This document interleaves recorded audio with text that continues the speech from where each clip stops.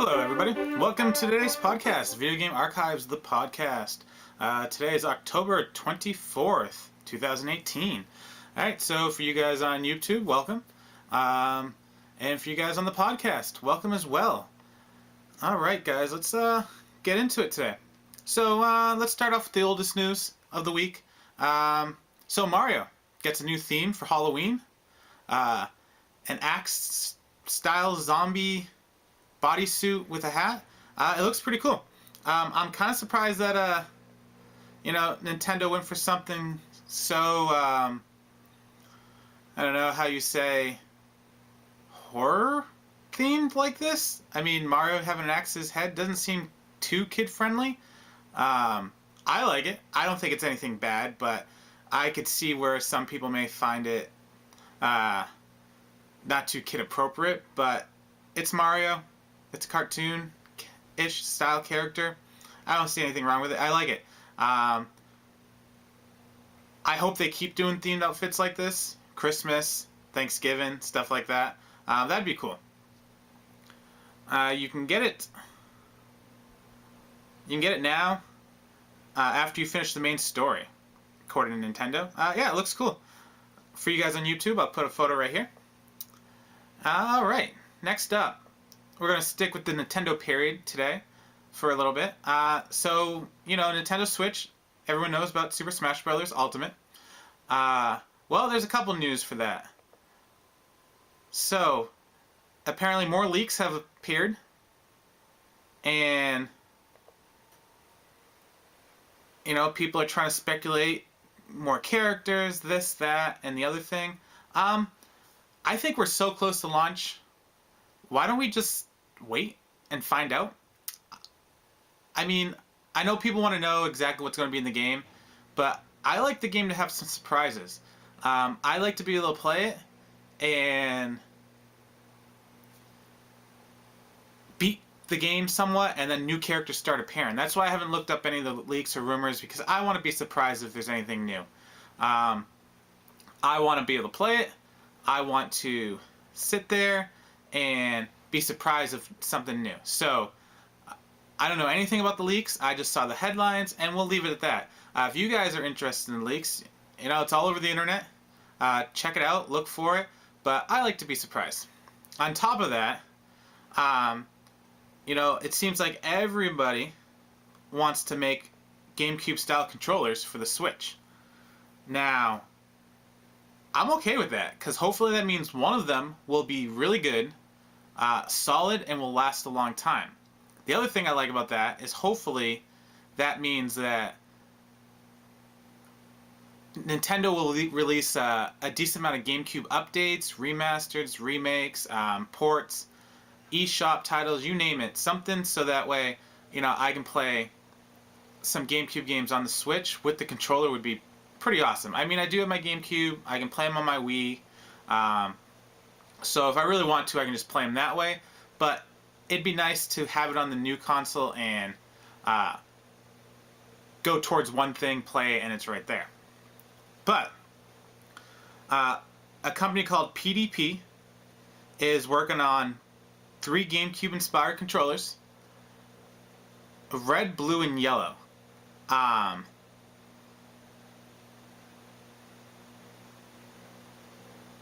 It looks pretty cool. They're $25 each. Mario, Pokemon, and Zelda themed.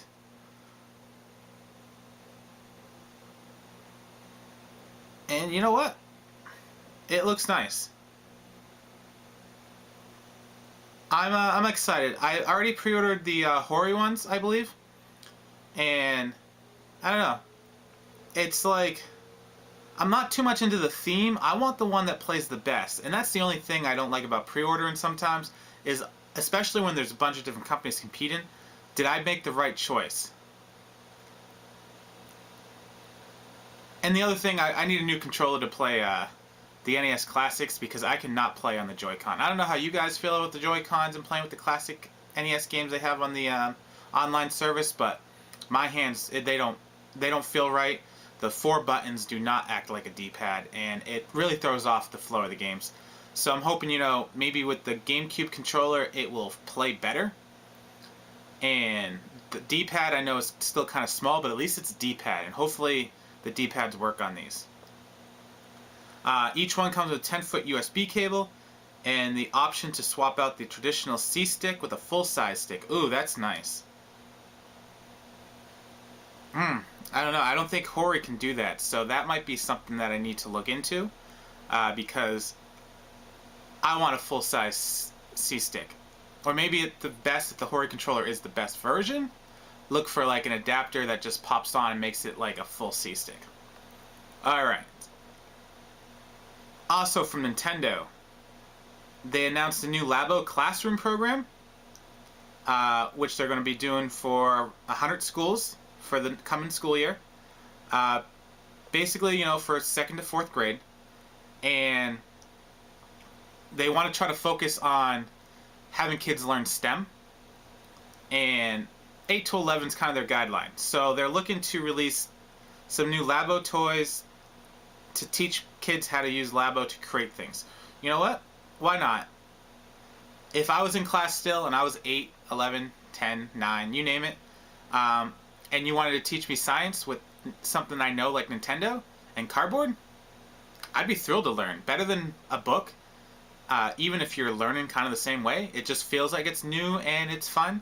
So if this helps Nintendo keep making Labo and make it better and improve, because, the first time around, Labo might not be the best setup like Nintendo wants. They may need to keep testing it and come up with new things. I'm not a fan of the Labo because what am I going to do with all those things I build in cardboard? They're fragile, they're large, they're bulky. You can't really store them. And am I going to want to take them apart every single time I want to put them away? At least with like the old school plastic controllers and steering wheels, you could put them on a shelf, they could move around, they could bump, and you weren't worrying about them being broken. So I'm still not sold on Labo. Maybe if they make really tiny steering wheels that are easy to put on a shelf, maybe. Alright, so we'll call that the end of Nintendo for right now. Alright, so moving on. This one I think seems kind of out there. Epic is suing for streamers showing cheats and everything about their game. Like, really? How is that going to pass? I guess you could go along the lines that they can't show the gameplay of the footage. So they could probably get them on that point. We're not allowed you to show our gameplay. And, they could go after only people they feel are cheating and let other people stream it, no problem. So I guess if they want to go that route and pick and choose who they want to go after based off of your cheating or just showing fun things in the game, that's unfortunate. It's like, let people play. If they find things in your game, fix it.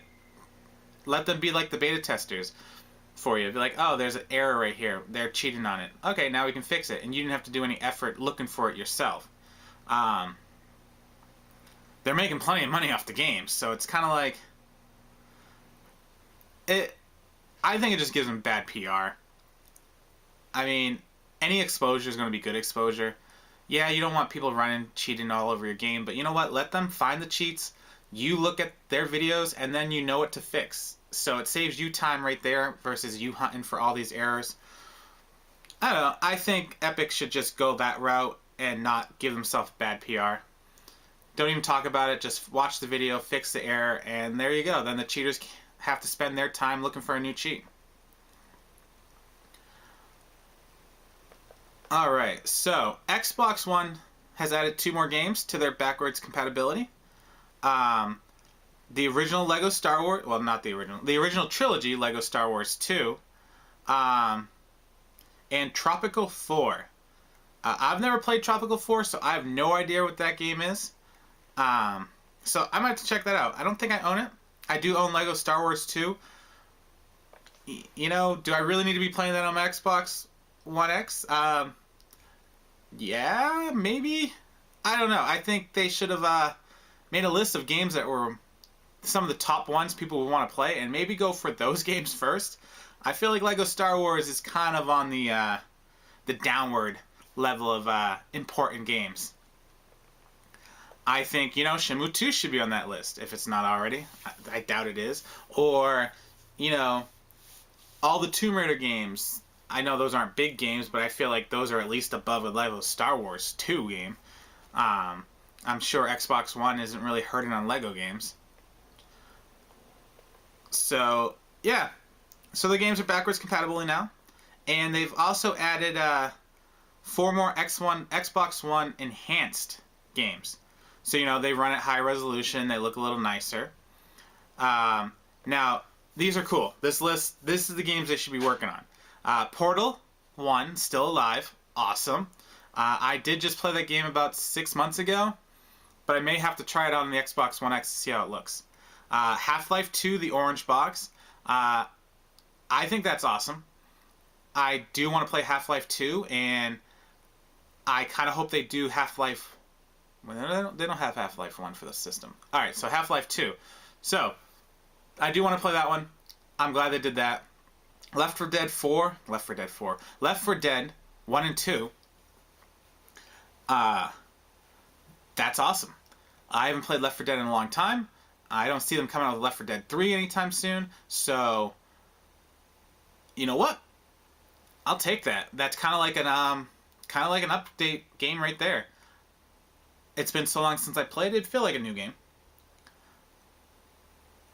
So now they have 21 titles. So that's good. I hope they keep going. They probably still have another year and a half before we even get an Xbox 2.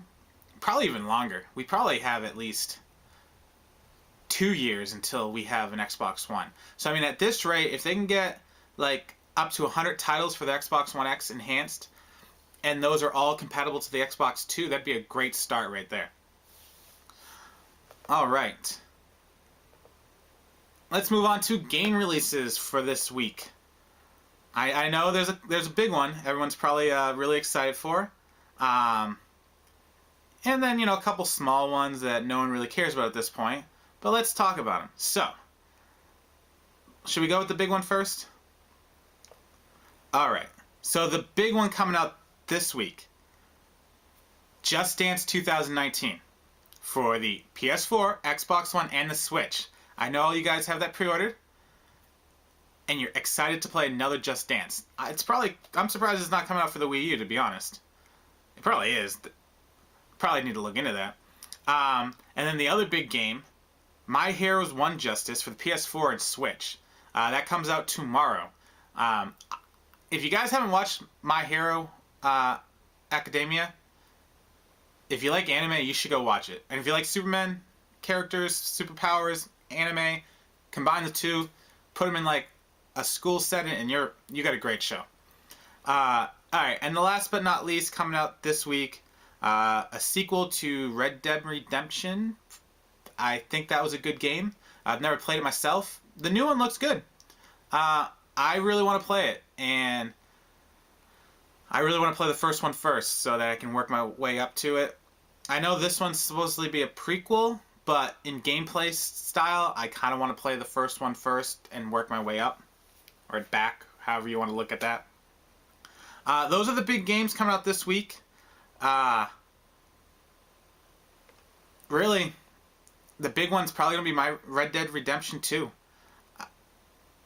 I would be surprised if it doesn't sell like crazy. I mean, it's coming out for both PS4 and Xbox One, so the numbers should be phenomenal. And it's a Rockstar game. I have to say, GTA, if it's as big or as in-depth as GTA 5 is, but in the West, the game's going to be phenomenal. I played GTA 5 is probably the last big game I played. Like, really big game that I played through and just did everything I could. I got to the point where the last thing I was doing was just trying to make money to buy that golf course. And then I stopped playing because I was so far away. I should probably check my stocks now. So yeah, those are the games for the week. Let's take a little movie break, or entertainment break as we put it. So for you anime fans, Crunchyroll and Funimation is not working together anymore. I'm really sad about that because I did just recently sign up for VRV, a streaming service that had Crunchyroll and Funimation and NixSplat, Drama Fever, and a bunch of other things in one service for $9.99 a month. and it allowed me to watch all my premium dub shows, and I really like that. Because separately, Funimation and Crunchyroll a piece was over $10 if you had to buy each one for the month. So that's kind of sad, because now Funimation's leaving the service, and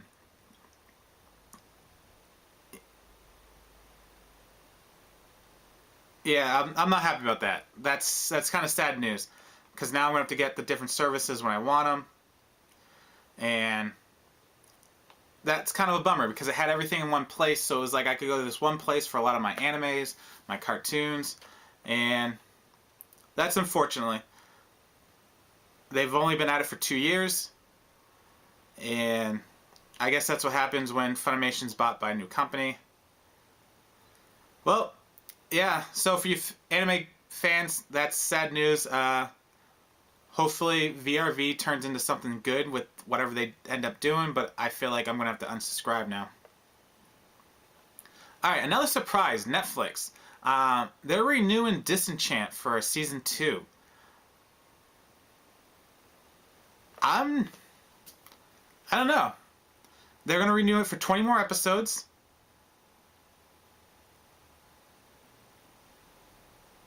Rolling out over the next couple years. Yeah, so I liked the show, don't get me wrong. It was funny, but I don't know if it deserved a second season. I mean, maybe it'll pick up its stride. Maybe it was cheap to make, so versus the people that watched it and the price it cost to make, it's worth to them putting out another season. I just feel like there's a bunch of other shows Netflix was doing that probably was worth having more episodes, but maybe it's a viewership to money factor. Yeah, it was a good show, but it wasn't like, oh wow, this show's, I want to watch it all the time. I watched it, I enjoyed it for what it was, but it was nothing special. So I don't know, maybe they have high hopes for a second season. But yeah, I was a little shocked that they end up coming back, and they want to do 20 more episodes over the next few years. The only thing I can say is it must be because it was cheap to make, and they're hoping it can be a big hit cartoon. I don't know. Also, Wonder Woman has been delayed to 2020. Now, this one strikes me as weird. I know how they're saying they're excited to announce that they're going to have a summer release and everything. But I feel like maybe this has more to do with they want to take their universe in a different direction. And maybe because now they have James Gunn on board to direct a movie, that they're hoping that they can take all their movies that are coming out and postpone them a little bit or cut them off for now and create this whole new world. And maybe they want to add some more scenes to this movie and try to fill it into a larger scope of a new direction. Because let's be honest, how many people are excited for DC movies? The Wonder Woman's the only one I've really enjoyed. And the only one I've ever heard get good press. So I think that they're doing this move not to just get in the summer, but to give them more time to prepare to mold it into like whatever James Gunn's going to do with his new movie, and decide the future of Aquaman. Or maybe that's what they're waiting for. They want to see what Aquaman's going to do and then further decide what they want to do with their universe. I think they need to restart it somehow. Or just don't even make it a universe. Just keep it all separate. Keep each movie as its own thing. That way you're not restricted to having to tie into anything. And then keep them in their own universe. And then if you want to do a Justice League movie, just have one of the movies be like the big factor. Kind of like what they do with the Arrowverse. And then, somehow every other superhero is on like parallel Earths. Like Earth 2, Earth X, blah, blah, blah, you name it. And then they all have to team up. So you don't got to worry about what's going on in the other Earths because they're different universes. That way each movie can just be its own movie. And then something opens up a hole in each time and they all have to join together in battle. There you go. Then you don't have to worry about trying to write an overarching storyline. Just, make one movie, have the big baddie who sucks in all the other superheroes. On other news from Netflix, Luke Cage gets canceled, as well as Iron Fist. I'm currently watching the first season of Luke Cage. I like it. I don't know what happens at the end, so I don't know if it deserves a second season. But even if it deserves a second season, it probably doesn't deserve a third season. Not because it's not a good show or anything, but because, you know, can't he just be in Jessica Jones's show? You know, that's where he appears the first time.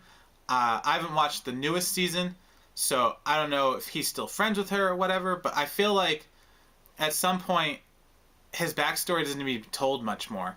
You know, the first season should cover that, and the second season, and then it should just be up to modern time, and he's just a part of another show, and they go as a duel or something. I don't think every superhero that's going to pop up in the Marvel Netflix universe needs to have their own show. You know, they could just cross-platform in shows, because, I mean, they all work in the same place. How many of them need their story told? Especially after you told their backstory and they spawn off in their own show. We don't need 7 seasons of Luke Cage or 7 seasons of Daredevil.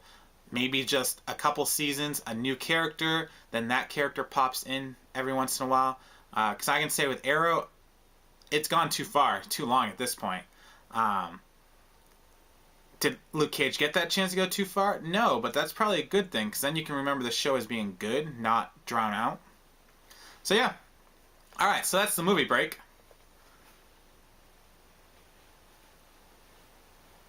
Okay, so new console news. Next generation consoles.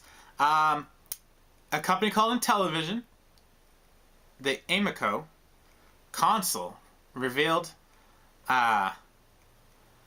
you know, they want to come out for 2020, and they're looking to run it around $170, give or take. And they want to come out for October 10th, 2020. That's a long way. 2 years to go for a console. I think they should have waited until next E3 to announce the console. And their plan is they want it for everybody, so nothing teens or up. That's, I don't know, that's a little much, I think. I think you should at least allow teens, but, you know, limit how much can be in it. So, you know, maybe no gore. Blood's okay, but gore's not okay. No swearing. Okay. And you could still make a teen game. So, I get how they want to aim it to younger gamers and families and stuff like that, but the other thing, games between $3 and $8, so it sounds like they want to make cell phone games on a console at that price. And they want to keep DLC away or in-game purchases, so no microtransactions. I don't really see the appeal to developers, really. I mean, if you want to make a game that's, you know, 2D for $3 to $8, put it on your cell phone. At least then you could charge ad fees and this and that. I think they're going to be in a tough luck. I mean, the system looks great. It looks really cool looking. It looks like iPod dock with 2 iPod Classics sitting in the thing. And their whole premise is because it's a 2D console, that 2D games will look the best on it compared to like PS4 and Xbox and even the next gen. I don't see how that's going to happen. I mean, yes, the systems are designed for 3D, but at this point, people have been working with that limitation for so long that 2D games are becoming great looking. I don't see what they're going to be able to add that's going to make it look that much different. So, I don't know. I think they're pricing their console too high. I think that adding the features like touchscreen, Bluetooth for 2D and everything, maybe pricing their console in the wrong area. I think something like this, $100, $120 is tops where they should have been at. Especially for something that's for families and kids and only running 2D. They should have probably found a way to take the budget down a little bit. But hey, who knows? It says it's going to come with 20 games pre-installed. So, I mean, if you look at that, 20 games, $3 a game, $60. They're 150 to 180 price range. Now you're back down to 120. So I guess they're giving you the $120 console and you get 20 games. So, alrighty, I may have to check it out when it comes out, but I may wait because I could see this thing easily dropping in price relatively quickly. So yeah, I like how they're trying to bring something new and meet a need in a market, but is that need really there? Is it really missing? I mean, I can get plenty of 2D games for the Switch, for the Xbox, for the PS4. I don't think they're really filling a hole that needs something to be filled, especially at that price point. But, who knows? The minute they show the games, we'll know. And I think, if they want to get a big hit, E3 is going to come around. They're going to need to show something. The problem is if they do show something and the other companies, they're not competing with the other companies. So the other companies aren't going to feel threatened. So they can show whatever they want, and I don't think anyone's probably going to steal anything from them because what's there to steal? All right, let's move on.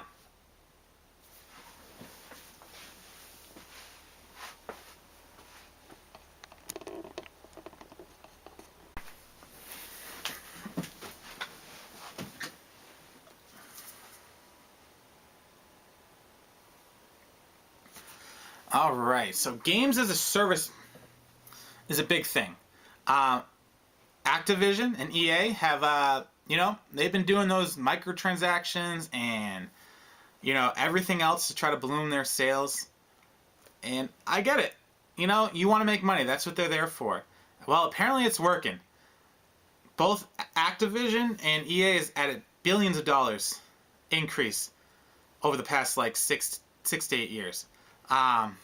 Hey, that's what they're there for. I just, they should give you the option for their microtransactions. I shouldn't have to do it to be competitive in a game, to beat the game, to enjoy the game.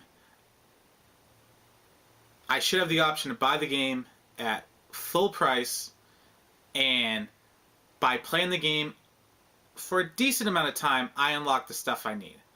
I shouldn't have to play for 100 hours to unlock something that they want to charge me $2 for.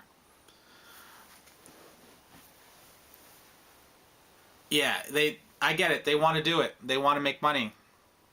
But I should have the option. If you want to do microtransactions, make your game free for the people who want to do that way. And then that way, they're unlocking stuff, they're playing the game. But if you buy the game at full price, a lot of those microtransactions should be eliminated or lowered in price, or at least, for something that's $1, if I play an hour, I get $1 worth of credit or something like that. Or for every 10 hours I play, I get $1 worth of credit to unlock what I need. It unlocks something equivalent to $1, and I get to pick from a category. At least that way, if I'm playing the game, there we go. Heck, at this point, I'd prefer if they put billboard ads in the back of role-playing games or something that, I'm making the money off of just seeing the ad in the game, like a commercial. Better that than me buying microtransactions all the time. So yeah, they're not going away. They're making their money, so as long as they're making money, they're keeping their services, monthly payments, you name it, they're going to try to get money out of you. All right. Here's an interesting tidbit that I read from IGN. They were talking about how Max Payne was originally to be multiplayer. This is interesting. I remember the first time I saw Max Payne. My friend had it for a computer, and it's the only time, or the first big time, that I was like, wow, I wish I had a computer. Because I saw the game, and I'm like, wow, that looks good. And I wish I could play it. But I had probably, if I did have a computer, if I remember at the time, it was basically a word processor with Windows. It was not fast. It was not powerful. It could not handle gaming. But apparently they were saying that they were looking at a top-down version and then a 3D racing game kind of version.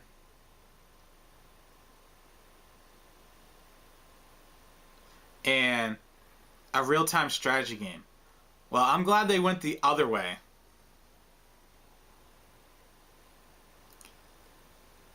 The game looks great. I never beat the game. I played the game at my friend's house off and on. It's kind of one of those games, you know, you have a friend, you go over there for a couple weeks, and you're playing it with him, and if he stops playing, you stop playing. So that's kind of what happened to that, and when that happens in a game for me where I play and stop, I have to go a long time before I play it again because I have to start over, and I don't want to remember the things that I started.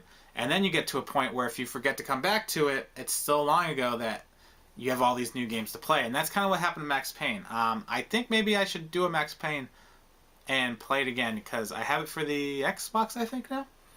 And I want to try that again. Alright, so speaking of Red Dead Redemption earlier, people are updating on how big the file size is going to be and how much you need to download. This is getting ridiculous. I know people are like, oh, we need to go complete digital. Let's get rid of physical because we need the space and everything. Yeah, that's why we need to keep physical alive. We need the space. I would prefer to pay more money, not a lot more money, but more money to have the game physically than having to keep updating my hard drive every few years. So, let's say you have a terabyte PS4. And then let's say you have games that are like Red Dead Redemption. So, the digital version of Xbox One, 107 gigabytes. The PS4, or on the PS4, 99 gigabytes will be required for the physical version. And the digital version will require an additional 150 for the installation process. So on the PS4, it's going to be 150 gigabytes.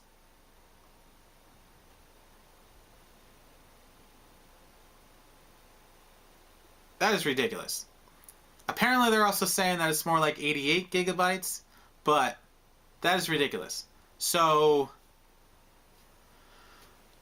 if you say, let's just round this up to 100 gigabytes. So, if Red Dead Redemption is 100 gigabytes, then what is it going to be like on the next gen PS5s? Because on the PS4, if you have a terabyte, if you have 10 Red Dead Redemption size games, which from here on out is probably likely, you have a full hard drive. And then you got to spend $100 on another hard drive. I would prefer the option that the game has most of the data and only a small download size, but even this sounds like if you're downloading the game physically, you still have another 40 or 50 gigabytes of installation process. Now, that's still a lot better, though. That means I can hold like 20 gigabytes of, 20 games. So that doubles the games. So I think that's why we need to keep physical, is have most of the information on the disc, and only half of it gets downloaded on the console. And, hopefully that 50 is from the disc, not from the internet. So that way if you lose your hard drive over time, you can just pop in the disc again and it'll download it. Yeah, I think we need to get to the point where physical discs keep staying, because unless the PS5 has like 3 or 5 terabytes, games are going to be ridiculous, because by the time the PS5 comes out, I would imagine normal games will be more up to the 100 gigabytes easily. So, yeah, that's crazy. If I can only fit 10 games on my hard drive, that's, people are complaining about the Switch only having, an SD card and 32 gigabytes of space. Well, the games on the Switch are a lot smaller. So, in theory, you're holding just as many games on the Switch. Well, the big games are almost 1-to-1, but, for the average game, you're holding just as much on the Switch as you are on the PS4 for the they're a little bit above average games, and they're big games. I mean, it's almost the same boat PS4 is running into as a Switch, not enough space. And you gotta think, if their consoles are $500 and hard drives are $100 for a terabyte or two, you're gonna have to spend $500 for a console plus an extra hard drive. They're not gonna just give you 4 or 5 right off the bat and charge you only $500. So I don't know. I think the next generation is going to be rough on digital only games and physical, because the discs are going to be double discs, and that costs them more money. Yeah, I don't know. I think we're in a harsh world in both ways, because you can't really get rid of physical, because not the whole world has the internet speeds to download 100 gigabytes of data. And how long would that take on a slow network? So you don't want to like eliminate yourself from a group of people just because they can't handle your internet speeds. So I feel like you're still going to have to keep physical, maybe not in the US, but in other parts of the world if you aren't your game worldwide. Yeah, it's unfortunate. I can't wait to see what happens. All right, a few more things to go here. Apparently, there's rumors that there's not going to be an Oculus Rift 2 because of people departing from Facebook and all this. I'll be surprised if there's an Oculus Rift 2, even if people didn't depart. I don't think we'll get a true second one to begin with. I think it'll just be a little bit of an upgrade, because you don't want to make a whole new system and then all your games that came out before aren't compatible with it, because you want to have the largest library as possible, so that way there's more games for more people, so that way more groups of people will buy it, and then you're expanding your user base. So I think more or less they just need to update the Rift to be better quality visually, but still compatible with the old games. So I don't think a true second one would come out that would make all the other games obsolete. I think it needs to be like a PC. Anything made before it should just be able to run on it. Their new Oculus is coming out. I forget the name of it. Not the Go, but the new one. That's all wireless and no computer needed. I think that's their future. I think they need to go that route, because it'd be nice just sit down, put them on, and it works. Even if the visuals are lower end than a PC. At the same time, if you need more power, maybe make the goggles just a wireless display as well, so that way you can play the games wirelessly with no computer, but if you want higher end computer games, you just have an adapter that wirelessly displays it to the headset. So, I don't know, I don't think we're getting a 2 anyways, and if it is, it's just an updated with the 2 added on. Alright, a couple of random things. So, in Japan, they're coming out with a limited edition music player designed like the Sega Saturn. Put the photos right here. It's $400 American money, and they come pre-installed with a few Sega tunes. Yeah, that's kind of cool. $400 though. Woo! That's a little expensive. I don't think any theme design music player should be $400. Not in today's age. I mean, we used to sell knockoff not knockoff, but like MP3 players that weren't iPods for $40, $50. You telling me you can't put a little case on one of those for like $60 and sell it? So it does look cool, but not $400 cool. In other news, so Germany is officially recognizing sim racing. I thought that was weird. So they basically want to make it its own racing league, in a sense. I've never played on a sim racing thing, so I can't tell how realistic it is, but yeah. Alright, that seems cool. I mean, if you ever wanted to race like a race car driver in a racing league and not worry about crashing and killing yourself, yeah. So they want to make it a motorsport. That's kind of cool. It's a new style of esport that basically is as realistic as you can get. So I'd be interested to see how that pulls off. I mean, if it's good enough for the Formula One drivers to practice on their spare time, it's good enough to make into an actual professional league. So, who knows? maybe NASCAR is, going the way of the dinosaurs. I mean, if you can watch a simulation that looks just as realistic and the drivers are safe, I guess, hey, go for it. This is really cool. This is my favorite thing of the week that I saw. So a teen has developed a new game, and it looks like Doom and Hexen and Wolfenstein from the 90s. That layout and everything, and kind of cel-shaded over it, and just has that over-top look. It's called Project Warlock, and he's 19 years old. And he's making this game, first-person shooter. It looks awesome. He's planning on releasing it. Well, it's a time exclusive on GOG right now. If I get this on like the Switch, that would be awesome. But even on the PC, definitely worth checking out. It's if you like those Doom games, definitely. And if you liked, the way Jet Set Radio looked, Cell Damage looked, it's like that and Doom combined, and it looks really awesome. Definitely check it out and support the kid. I mean, that's cool. I wish I could make a game like that.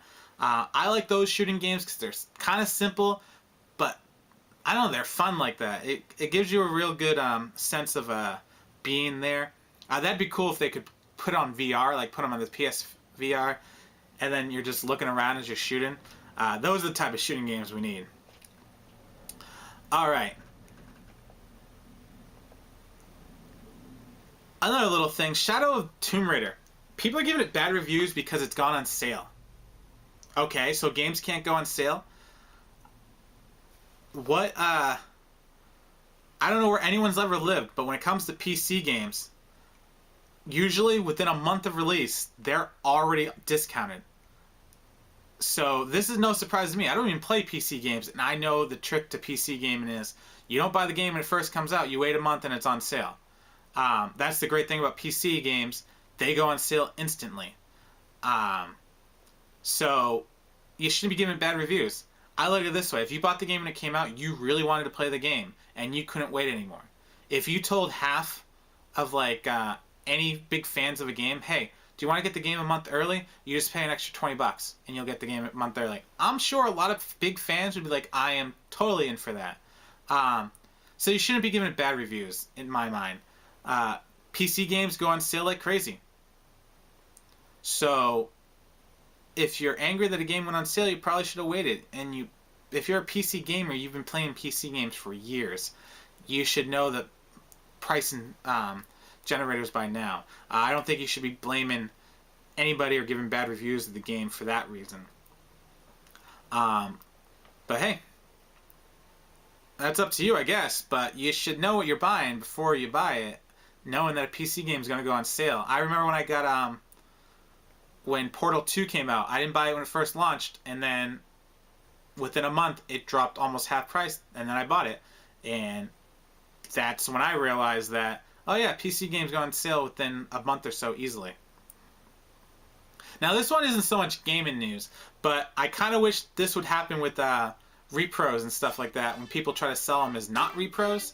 I don't mind people making repros as long as they're labeled repros, different color cart, so that you know it's not the real game and you're not trying to pass it off as the real game. But someone apparently tried selling a really rare Yu-Gi-Oh card. There were only 6 in the whole world. It was over $3,000 for the card on an auction. And apparently it was fake. And she called the authorities in Japan, and the guy got arrested. That is awesome. I think that should happen to anyone trying to sell fake games or game-like stuff, especially they have money value. I think if more of this happened, you get people to stop selling repros as legit copies. I don't mind a repro as long as it's told me it's a repro, especially for a game that's like $600 that I'm never going to own, but I want to play on my console.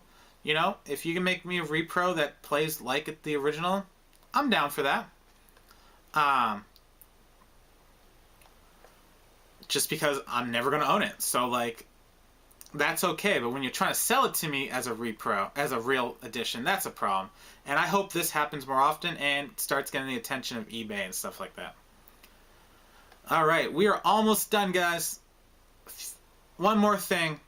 So Overwatch is getting a spectator sport mode, or spectator mode, and I think that's awesome. I think being able to watch like a game, especially if you could watch from different angles.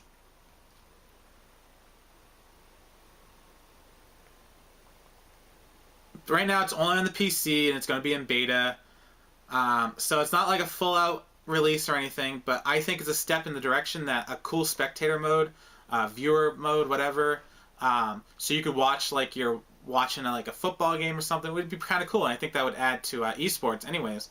Especially if you could do, you know, like when you play Halo Stage Editor, you could be that little ball and you could just move around and look from any angle. That would be cool if you could just turn into this ball and you could view the angles that you want, or you could like link to a person and would just follow him around, and you could easily switch between other people or have like picture-in-picture mode.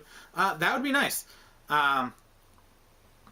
especially if you're really into the sport or anything like that, just to enjoy or something to play in the background while you're doing other things. All right, so that's going to be it, guys. All right, guys. Thanks for watching. The video should be up later today. And, all right, guys. Have a good night. Thank you for listening on podcast. Check out my videos on YouTube at Video Game Archives. And have a good night. Enjoy your gaming, and see you later.